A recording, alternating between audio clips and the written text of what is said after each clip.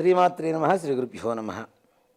యో వేదాదౌ స్వరః ప్రోక్తో వేదాంతే చ ప్రతిష్ఠితః తస్య ప్రకృతిర్నస్య పరస్త మహేశ్వరః. కిరణ్ టీవీ వీక్షకులకు 6వ రోజు మాఘపురాణం కథకు స్వాగతం, సుస్వాగతం. ఆ విధంగా గౌతమ మహాముని ఒక రాజుగారికి శాప విముక్తి కలిగేలా చేశారు. ఆ విధంగానే గౌతమ మహాముని ఆ యొక్క రథసప్తమి రోజున మాఘవ్రతాన్ని చేస్తున్నటువంటి సమయంలో ఆ రావి చెట్టు త్వరలో ఒక కప్ప ఉన్నదిట. ఆ కప్ప కూడా ఎగిరి దూకి ఒక ప్రదక్షిణం చేసి వచ్చింది. ఆ వ్రత మండపం చుట్టూ కూడాను, ఆ చెట్టు చుట్టూ ఒక ప్రదక్షిణం చేయగానే ఒక మునికన్యగా మారిపోయిందిట. అది చూసినటువంటి గౌతముడు, అమ్మా నీవెవరు, ఎందుకు ఈ కప్ప రూపంలో ఇక్కడ ఉన్నావు, ఇప్పుడు ముని కుమార్తె రూపంలో దర్శనమిస్తున్నావు, నువ్వెవరు అని చెప్పి అడుగుతూ ఉంటే అందులో అమ్మాయి చెప్తూ ఉన్నదిట, అయ్యా నా పేరు మంజుల, మాది కావేరీ నదీ తీరంలో ఉండేటువంటి ఒక కుగ్రామం, ఒక బ్రాహ్మణ కుమార్తెను నేను. మా నాన్నగారు నన్ను అల్లారు ముద్దుగా చూస్తున్నారు, మంచిగా విద్యాబుద్ధులు నేర్పించారు, వివాహం చేశారు. ఆ వివాహం కూడా గౌతమీ నదీ తీరంలో ఉండేటువంటి జ్ఞానవంతుడు అనేటువంటి ఒక మునీశ్వరుడు కుమారుడికి నన్ను ఇచ్చి వివాహం చేశారు. అలా కొంతకాలం జరుగుతూ ఉంటే మాఘమాసం వచ్చింది. నా భర్త, మా మామగారు, మా అత్తగారు అనేక విధాలుగా దేవతలు పూజ చేస్తూ ఉంటారు. చాలా జ్ఞానవంతులు, శాంతస్వరూపులు, అంతేకాకుండా నిత్య దైవారాధనలో ఉంటారు.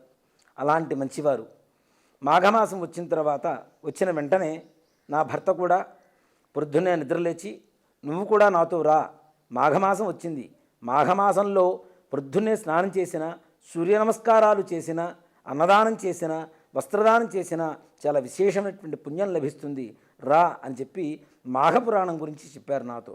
కానీ నేను మాత్రం అతను చెప్పిన మాటలకు మొండితనంగా ఈ మాఘమాసం నేనెందుకు చేయాలి అని చెప్పి నిర్లక్ష్యంగా సమాధానపరిచిందిట.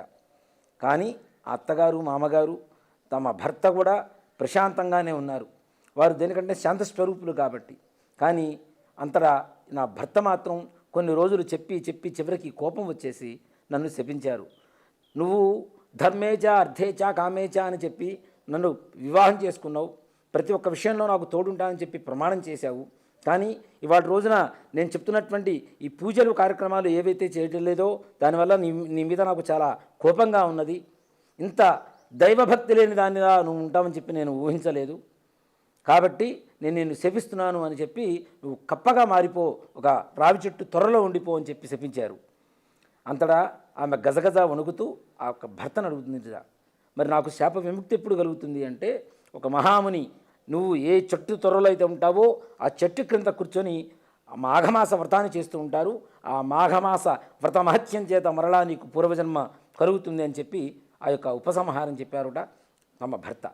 అంతటా స్వామి, మీరు చేస్తున్నటువంటి దివ్యమైనటువంటి మాఘమాస వ్రతాన్ని ఇక్కడ మీరు చేయడం ద్వారా ఈ యొక్క పురాణాన్ని వింటూ ఉన్నాను, అంతేకాకుండా ఈ యొక్క పూజా కార్యక్రమాన్ని చూస్తున్నాను, ఈ మంటపం చుట్టూ కూడా ప్రదక్షిణ చేయగానే నాకు పూర్వజన్మ మరలా వచ్చింది, పూర్వరూపం వచ్చింది అని చెప్పగా గౌతముడు మహాజ్ఞాని, ఆయన చెప్తున్నారు, అమ్మా ఇప్పుడు శాపం పొందబట్టి 1000 సంవత్సరాలు అవుతుంది, నీ భర్త నీతో సంతానం కలిగి వంశాభివృద్ధి కలగాలని చెప్పి చాలా ఆరాటపడ్డాడు. కానీ తను చేసుకున్నటువంటి పుణ్యం వల్ల వైకుంఠానికి చేరుకున్నాడు. నువ్వు కూడా మాఘమాసాన్ని విస్మరించడం వల్లనే ఈ యొక్క ఇంతటి కష్టాన్ని నువ్వు 1000 సంవత్సరాల నుంచి అనుభవిస్తున్నావు. ఇప్పుడైనా మాతో ఆ యొక్క మాఘమాస వ్రతాన్ని చెయ్యి అని చెప్పి వారికి వ్రతం చేయించిన తర్వాత ఆ ముని కుమార్తె కూడా వైకుంఠ ప్రవేశం జరిగిందిట, వైకుంఠ స్థానం కలిగిందిట అమ్మాయికి. ఈ విధంగా ఆ మునీశ్వరుడు భార్య ఇద్దరు కూడాను వైకుంఠంలో లక్ష్మీనారాయణుల సేవ చేసుకుంటూ తరిస్తూ ఉన్నారుట. ఈ స్కాంద పురాణే రేవాఖండే మాఘమాస వ్రత కథాయాం షష్ఠ్యోధ్యాయ సమాప్తః. ఓం శాంతి సర్వే జనా సుఖినో భవంతు. గోబ్రాహ్మణేభ్యః శుభమస్తు నిత్యం. లోకాః సమస్తాః సుఖినో భవంతు.